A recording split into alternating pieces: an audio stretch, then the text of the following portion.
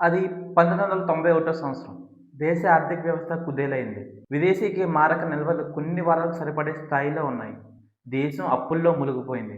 అటువంటి సమయంలో ఓ తెలుగువాడు ప్రధానమంత్రి బాధ్యతలు చేపట్టాడు. భారతదేశ చరిత్రలో అరిచిన నాయకులు ఉన్నారు. వాగ్దానాలను వరదల రూపంలో వదిలేసిన నాయకులు ఉన్నారు. కానీ ఒక్క నాయకుడు మాత్రం మాటలు తక్కువ, నిర్ణయాలు ఎక్కువ. అతని మౌనం వెనుక భారతదేశ చరిత్రలో ఒక విప్లవం సృష్టించింది. అతనే పివి నరసింహారావు గారు. అలాంటి గొప్ప వ్యక్తి మరణం తర్వాత ఢిల్లీలో దహన సంస్కారాలు జరగకుండా చేసింది తన సొంత పార్టీ అయిన కాంగ్రెస్ పార్టీ. అసలు పివి నరసింహారావు గారి బాల్యం, రాజకీయ ప్రస్థానం, మరణం తర్వాత ఎలాంటి సమస్యలు ఎదుర్కొన్నారన్న విషయాలు ఈ వీడియోలో అయితే తెలుసుకుందాం. ఈ వీడియోని అయితే లైక్ చేసి మన ఛానల్ సబ్స్క్రైబ్ చేసుకోండి.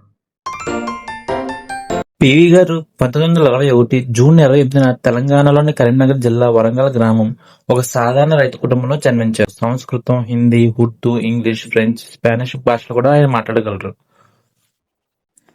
బ్రిటిష్ పాలనకు వ్యతిరేకంగా ఉద్యమాల్లో పాల్గొన్నారు. అరెస్ట్ అయ్యారు.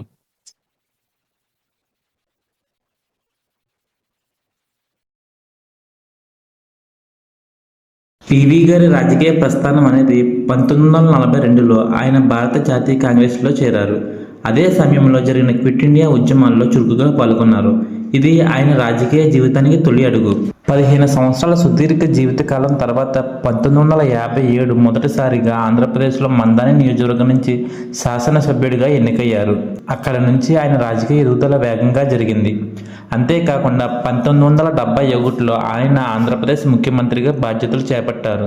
ఆ సమయంలో భూ సంస్కరణలు, విద్యా పరిపాలనపై దృష్టి సాధించారు. అప్పటి రాజకీయ పరిస్థితుల వల్ల 1973లో ఆంధ్రప్రదేశ్లో రాష్ట్రపతి పాలన విధించారు. దీంతో పివి నరసింహారావు గారు ముఖ్యమంత్రి పదవి నుంచి తప్పుకున్నారు. ముఖ్యమంత్రి పదవి నుంచి తప్పుకున్నా సరే ఆయన మాత్రం కాంగ్రెస్ పార్టీని విడిచిపెట్టలేదు. 1977లో ఆయన తొలిసారిగా పార్లమెంటుకు ఎన్నికయ్యారు. ఆ ఎన్నికల్లో కాంగ్రెస్ పార్టీకి కష్టకాలమైనా సరే పివి నరసింహారావుకు మాత్రం జాతీయ రాజకీయాల్లో కీలకంగా ఎదగడం మొదలైంది. అంతేకాకుండా 1980లో కేబినెట్లో ఆయన హోం, రక్షణ మరియు విదేశాంగ శాఖలతో మంత్రిగా వ్యవహరించి తనకంటూ ఒక ముద్ర వేసుకున్నారు. సెప్టెంబర్ 25, 1985లో మానవ వనరుల శాఖ అభివృద్ధి మంత్రిగా ఆయన నియమితులయ్యారు. ఇలా వెళ్తున్న పివి నరసింహారావు గారి జీవితంలో ఒక రోజు రానే వచ్చింది. ఆ రోజు తన జీవితాన్నే మార్చేసింది.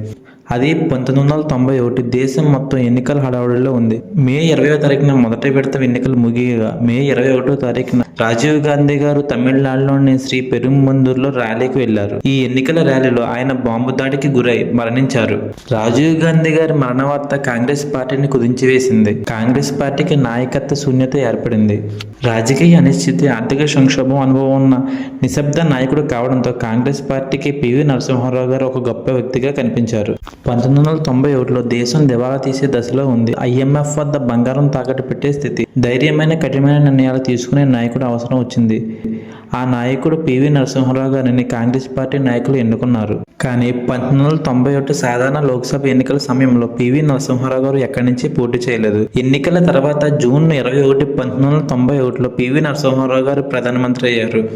రాజ్యాంగం ప్రకారం 6 నెలల్లోగా పార్లమెంటు సభ్యుడు అవ్వాల్సి ఉండడంతో అక్టోబర్ 1991లో నంద్యాల ఉప ఎన్నికల్లో పోటీ చేసి భారీ మెజార్టీతో గెలిచారు. ఉప ఎన్నిక సమయంలో దేశంలో రాజకీయంగా చాలా సున్నితమైన పరిస్థితి ఉంది. తెలుగువాడు ప్రధాని కావాలనే ఉద్దేశంతో ఎన్టీఆర్ గారు ఈ ఉప ఎన్నికల్లో పోటీ చేయకుండా గౌరవప్రదమైన నిర్ణయం తీసుకున్నారు. దేశంలో తీవ్రమైన ఆర్థిక సంక్షోభంలో ఉన్నప్పుడు డాక్టర్ మన్మోహన్ సింగ్ను ఆర్థిక మంత్రిగా నియమించి లైసెన్స్ రాజ్ తొలగింపు, ప్రైవేటీకరణ రంగానికి స్వేచ్ఛ, విదేశీ పెట్టుబడులకు అనుమతించారు. దాని ఫలితంగా భారత్ ప్రపంచ ఆర్థిక వ్యవస్థలో ప్రవేశించింది. అణు కార్యక్రమాన్ని రహస్యంగా, వ్యూహాత్మకంగా బలపరిచారు.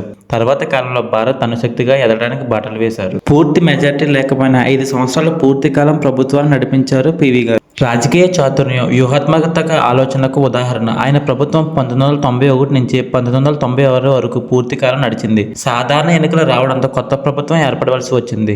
1996 నుంచి కాంగ్రెస్ పార్టీ పివి గారిపై వివక్షత చూపుతూ వచ్చింది. పివి గారికి ఏపీ నుంచి అవకాశం ఇవ్వకుండా ఒడిశాలోని బెర్హంపూర్లో సీటు కేటాయించారు. అయితే ఆ ఎన్నికల్లో ఆయన విజయం సాధించలేకపోయారు. ఈ ఓటమి తర్వాత రాజకీయాల నుంచి దాదాపు పూర్తిగా దూరమయ్యారు. 2004 డిసెంబర్ 23న ఆయన గుండెపోటుతో తుది శ్వాస విడిచారు. మాజీ ప్రధాని అయినప్పటికీ అప్పటి కేంద్ర ప్రభుత్వం ఢిల్లీలో రాష్ట్ర గౌరవాలతో అంత్యక్రియలు చేయలేదు. 50 సంవత్సరాలు ఏ పార్టీ కోసమైతే ఆయన కష్టపడ్డారో ఆయన దేహానికి ఢిల్లీలో చోటు ఇవ్వకుండా హైదరాబాద్ తరలించారు. ఇది రాజ్యాంగ పరంపరకు విరుద్ధమని చాలా మంది విమర్శించారు. ఆర్థిక సంక్షోభం నుండి దేశాన్ని కాపాడిన ప్రధానమంత్రికి రాజకీయ కారణాల ద్వారా మరణాంతరం కూడా సంపూర్ణ గౌరవం దక్కకుండా చేసింది అప్పటి కేంద్ర ప్రభుత్వం. ఇందులో గమనించవలసిన విషయం ఏంటంటే అతని సొంత పార్టీయే అతనికి గౌరవం దక్కకుండా చేసింది. ఈ ఫుల్ లెంత్ వీడియో చూసినందుకు ధన్యవాదాలు. దయచేసి నా ఛానల్ సబ్స్క్రైబ్ అయితే చేసుకోండి.